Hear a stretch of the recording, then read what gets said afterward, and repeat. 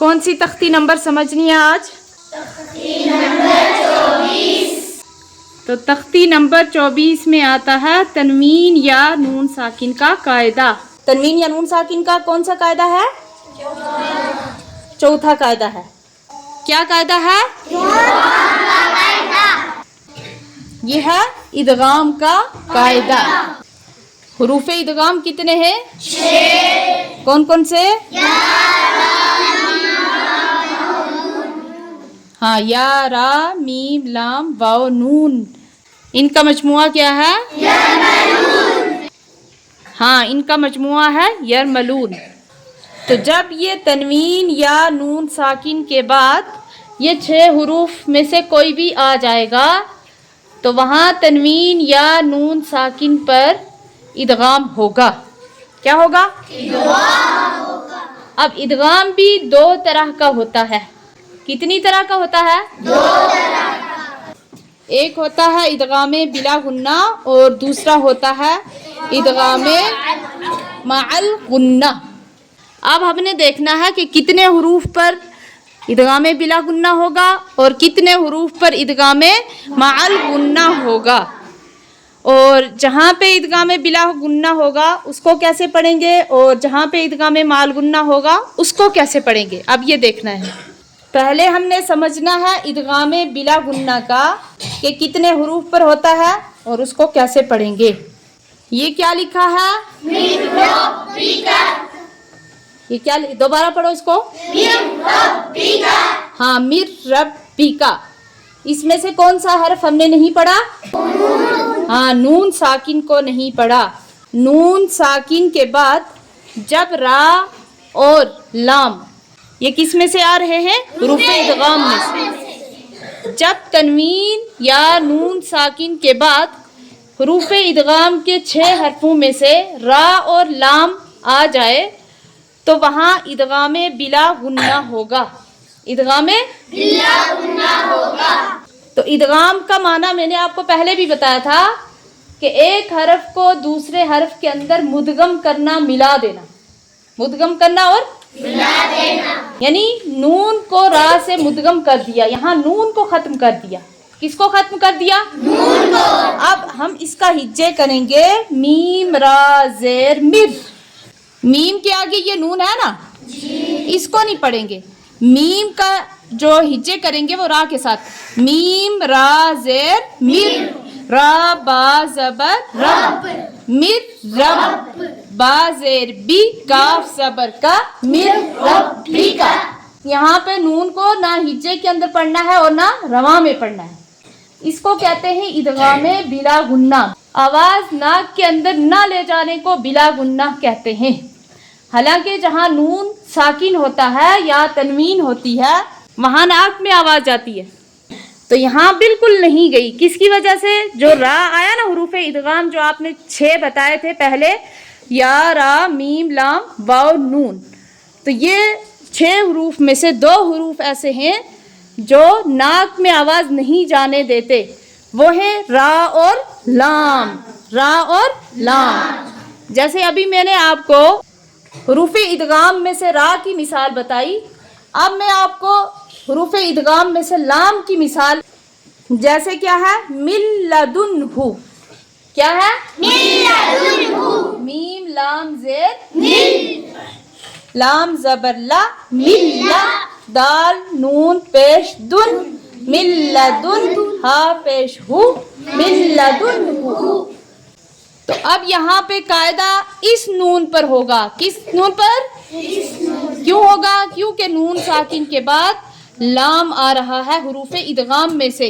अब यहाँ भी हिज्जे में भी नून को नहीं पढ़ेंगे, ना रवा में पढ़ेंगे। रवा का मतलब यानी रवा पढ़ते वक्त इसकी आवाज़ नहीं जाएगी। इसी को कहते हैं इदगामे बिला गुन्ना, यानी बगैर गुन्ना के। कोई गुन्ना नहीं हो रहा है, गुन्ना कहते हैं नाक में आवाज़ ले जाने को। जैसे हम पढ़ेंगे मीम लाम जेर मिल, बीच में जो नून है उसकी आवाज़ नहीं आएगी। इसी को कहते हैं इदगामे बिला गुन्ना। तो ये किस पर हुआ इदगाम? लाम और रा पर। तो अभी किसकी मैंने आपको मिसाल दिखाई? नून साकिन की। किसकी? नून साकिन की। अब आपको तनवीन की मिसाल बताती हूँ। ये क्या है? गफूरर रहीमन। اب جہاں نون ساکن نہیں ہوگا تو اس کی جگہ کیا آئے گی؟ تنوین. یہاں کون سی تنوین ہے؟ دو زبر کی تنوین ہے. دو زبر کی تنوین کے بعد را حروف ادغام میں سے آ رہا ہے. جیسے نون ساکن پر ناک میں آواز نہیں جائے گی، ایسے ہی یہاں تنوین کے بعد اگر را حروف ادغام میں سے آ جائے تو وہاں بھی ناک میں آواز نہیں جاتی. اور اب تنوین کے بعد لام کی جو مثال ہے وہ میں آپ کو بتاتی ہوں. جیسے یہ کیا مثال ہے؟ رزق لکم، را زا زیر رز، قاف لام زبر قل. کاف کے اوپر کون سی تنوین ہے؟ ہاں، یہاں پہ دو زبر کی تنوین ہے، لیکن دو زیر کی بھی تنوین ہو تب بھی را ہے تو یہی قاعدہ ہوگا. دو پیش کی تنوین ہو اور آگے را اور لام آئے تو تب بھی یہی قاعدہ ہوگا. دو زبر دو زیر دو پیش کے بعد آئے یا نون ساکن کے بعد آئے تو کیا آئے؟ را اور لام. تو را اور لام کس میں سے آتے ہیں؟ ہاں، حروف یرملون میں سے. تو اتنی بات سمجھ آ گئی کہ تنوین یا نون ساکن کے بعد حروف ادغام میں سے را اور لام آئے تو ناک میں آواز نہیں جائے گی. باقی کتنے بچ گئے؟ 4. کون کون سے؟ یا جن کو کیا کہتے ہیں؟ یومن. اب یا واو میم نون یہ جو 4 حروف ہیں ان پر کون سا ادغام ہوگا؟ ادغام مع الغنہ. یہ کیا لکھا ہے؟ رسول. یہ لام میم پیش لم، یہیں پر قاعدہ ہو رہا ہے کس کا؟ ادغام کا. کیا قاعدہ ہو رہا ہے؟ ادغام مع الغنہ. کیا ہو رہا ہے؟ ادغام مع الغنہ. ہاں، یا واو میم نون جب آئیں گے کس کے بعد آئیں گے؟ دو زبر دو زیر دو پیش کے بعد یا نون ساکن کے بعد آئیں گے تو ان پر ہوگا ادغام مع الغنہ. تو مع الغنہ کا معنی ہے غنہ کے ساتھ. مع الغنہ کس کو کہتے ہیں؟ غنہ کے ساتھ. تو پہلے جو بتایا تھا بلا غنہ، بلا غنہ کا معنی ہے بغیر غنہ کے.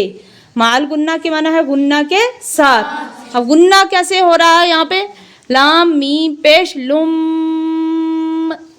کیسے پڑھیں گے اس کو؟ لام میم پیش لم. یہ ناک کے اندر جو آواز گونج رہی ہے نا تو یہی غنہ ہے. یہی کیا ہے؟ غنہ. اب غنہ کتنی مقدار تک کریں گے؟ یعنی ناک کے اندر اس آواز کو کتنی دیر تک رکھیں گے؟ 1 الف کی مقدار تک. کتنی دیر تک؟ 1 الف کی مقدار تک. ہاں، ایسے پڑھیں گے رسول من اللہ. کس پر قاعدہ ہوگا؟ لم لام میم پیش لم. رسول من اللہ. تو یہ کس پر ادغام ہوا؟ میم پر. کس پر ادغام ہوا؟ میم پر. باقی کتنے بچ گئے؟ 3. اس میم پر ادغام ہوا. باقی کتنے بچے؟ 3. یا واو اور نون. اب نون پر ادغام ہو رہا ہے. کس پہ؟ نون پر. نون پر.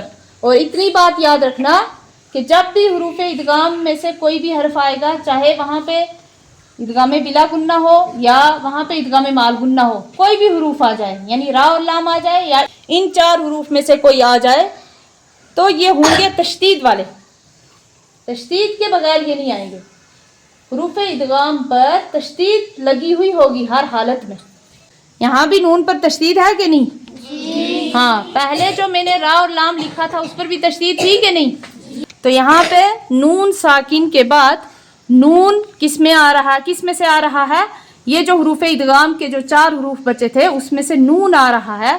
تو یہاں بھی یہاں نون ساکن کے بعد نون آ رہا ہے، لیکن کبھی کبھی تنوین یعنی 2 زبر 2 زیر 2 پیش بھی ہوگا تو اس کے بعد یہ نون آئے گا تب بھی ادغام مع الغنہ ہوگا.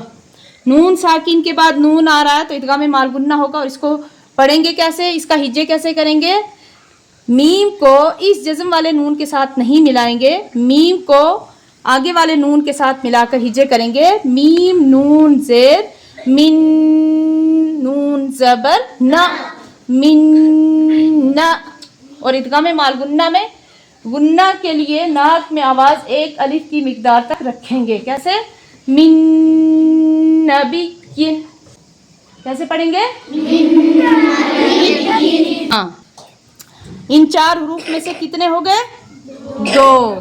میم میم اور نون. اب کتنے بچ گئے؟ یا اور واو. یہ کیا لکھا ہے؟ خیرن یرہ. یہاں پہ قاعدہ کس پہ ہوگا؟ تنوین پہ. کون سی تنوین ہے؟ کیا قاعدہ ہوگا؟ تنوین کے بعد یا حروف ادغام کی ہے، اس لیے یہاں بھی ادغام مع الغنہ ہوگا، یعنی ناک میں آواز جائے گی. جیسے اس کو پڑھیں گے، را کو یا کے ساتھ ملا کے کیسے پڑھیں گے؟ را یا زبر رئی. اگر ایک زبر ہوتا تو ہم اس کو پڑھتے را یا زبر رئی، ناک میں آواز نہ جانے دیتے، لیکن دو زبر کی وجہ سے ناک میں آواز جائے گی را یا زبر رئی. تو اس کو کہیں گے ادغام مع الغنہ. یہاں پہ جو ادغام مع الغنہ ہو رہا ہے، اس کی دوسری مثال ہے، یہ کیا ہے؟ کیا لکھا ہے؟ اب یہاں پہ کیا غلطی کرتے ہیں آپ؟ پڑھنا ہے میم یا زیر می. آپ پڑھتے ہیں اس کو میم یا زیر می. می میں اور می میں فرق ہے. می جب ہم بولیں گے میم دو زیر می، یہ اخفا ہوگا، اخفا. لقوم یوقنون کر کے بولنا ہے، لقوم یوقنون کر کے نہیں بولنا. یہاں پہ کیا کرنا ہے؟ ادغام مع الغنہ، لقوم یوقنون. اب کس پہ ہوگا ادغام؟ واو پہ. ہاں یہ ہے الہا واحدا. الہا یہاں پہ واو پر ادغام ہوگا، اور یہ واو کس کے بعد آ رہا ہے؟ تنوین کے بعد. تنوین کے بعد جب واو آئے گا تو یہاں بھی ناک میں آواز جائے گی، جس کو ادغام مع الغنہ کہتے ہیں. اس کا ہیچے کریں گے ہا واو زبر ہم. اگر ایک زبر ہوتا تو اس کو پڑھتے ہا واو زبر ہو، ناک میں آواز نہ جانے دیتے، اس کو پڑھتے ہا واو زبر ہو. کیا پڑھتے؟ لیکن دو زبر کی وجہ سے ہا واو زبر ہم. کیا پڑھیں گے؟ تو ان چاروں پر ہوتا ہے ادغام مع الغنہ. کون کون سے؟ ہاں جب بھی یا واو میم نون آئیں گے تنوین یا نون ساکن کے بعد، تو ان پر ہوگا ادغام مع الغنہ، یعنی ناک میں آواز جائے گی. اور ان چار حروف کو کہتے ہیں یومن. کیا کہتے ہیں؟ یومن. اور ان کے ساتھ جو پہلے بتائے تھے را اور لام، ان پر ہوگا ادغام بلا غنہ.